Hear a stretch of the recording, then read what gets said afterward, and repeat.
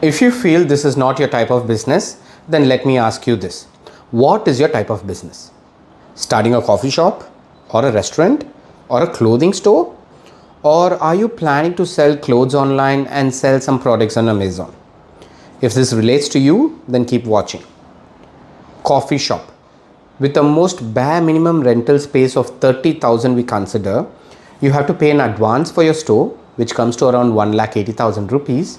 Then you have to invest on interiors, around 2 lakh rupees.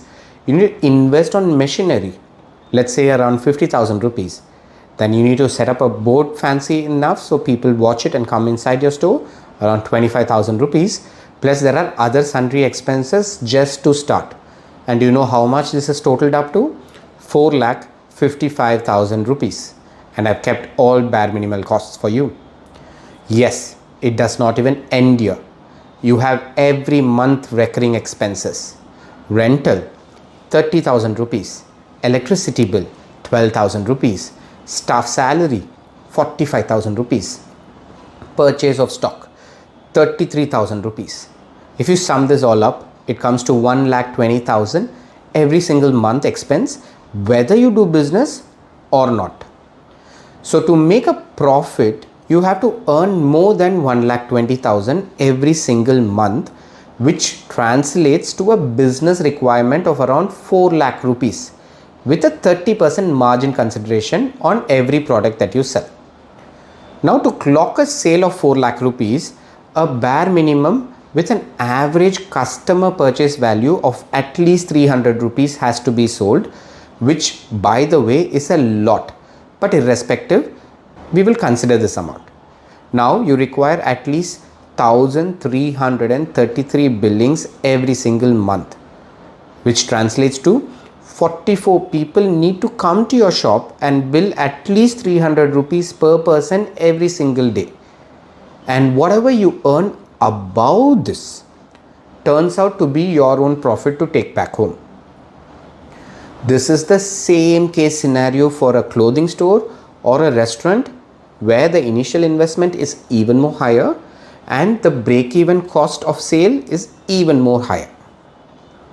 Now let's talk about planning to sell things online like a clothing store or products in Amazon.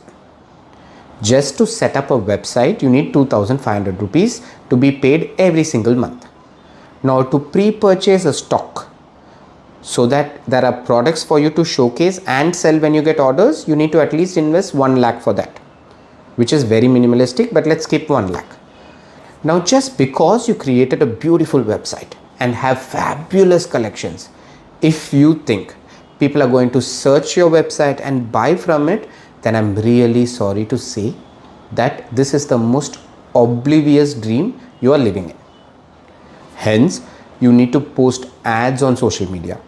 And on today's rate, the customer acquisition cost for someone seeing your ad, then going to your website and purchasing a product is shot up so high that it is on an industry average of 800 rupees per customer.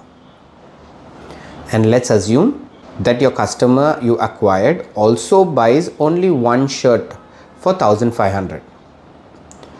Now we have to do the math. How to calculate the real profit? 1,500 is the value of your clothes. 800 rupees is your profit, let's assume. In that 200 rupees goes just for delivery and packaging the product and sending across, which leaves you with a profit of 600 rupees for an acquisition of 800 rupees in cost. That is already a 200 rupees loss per order.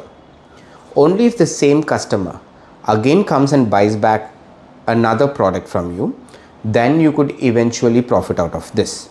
And this is a very, very, very rare case scenario. Can happen majorly for either a Myntra or an Agio. For stores that just generally start, it is not an easy task to get these repetitive orders. Now this is pretty much the same story for selling products in Amazon these days. You need to put up ads, people have to see, buy it, and if the people don't like it, they return it back. You have to pay for the courier to send and courier to return back. And I have heard a lot of reasons where the vendor, the business owner sends a product, they return it with a different product. That turns out to be a loss again. Now let's get this very clear. I am not writing off any of these businesses, but letting you know the process and the problems involved. And above this, if you hit the jackpot with repetitive clients for your coffee shop or a restaurant or your online store, then kudos to that. That is a greater business to do as well. But my question here is, are you really ready for this type of an investment to start and take that risk? Or would you rather prefer to start a business opportunity in the travel industry where there is zero investment required to start, no office required to run, no staff required to work on, and amazing profits available, and I have created a product on a subscription basis? If you're interested in whatever I've told you, understood the benefits that I'm trying to help you out with, do check out my website for more details. Until then, kudos.